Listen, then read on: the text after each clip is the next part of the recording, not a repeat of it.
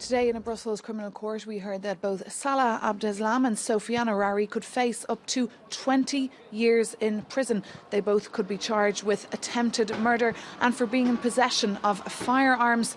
The trial began this morning at about 9:15 local time. The two men were escorted into that courtroom with heavily armed police who were wearing balaclavas. Sofiane Harari appeared to be a little bit nervous, a little bit serious, but Salah Abdeslam, on the other hand, appeared a little bit arrogant and refused to even stand up when asked by the judge to show his identification to prove that it was, of course, himself, Salah Abdeslam.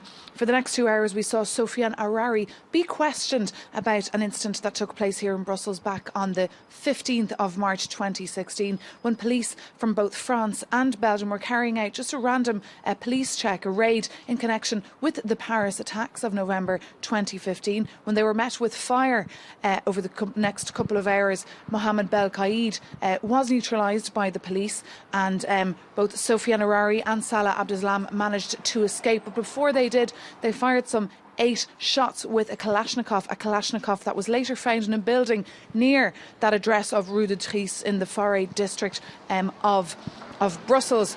Now, we heard today from the Belgian prosecutor that even though it was probably Sofiane Harari who fired those shots, as it was his DNA that was found on that Kalashnikov, Salah Abdeslam is just as guilty. They were both called co-authors of the attacks because they were both having the intention of killing. They were both as well in possession of firearms, and they were both affiliated with the beliefs of the so-called Islamic State. Now, Salah Abdeslam was then questioned at about 11 o'clock local time. He refused to stand up, saying that he was too tired. He said he would not be answering any questions, that he would be exercising his right to remain silent.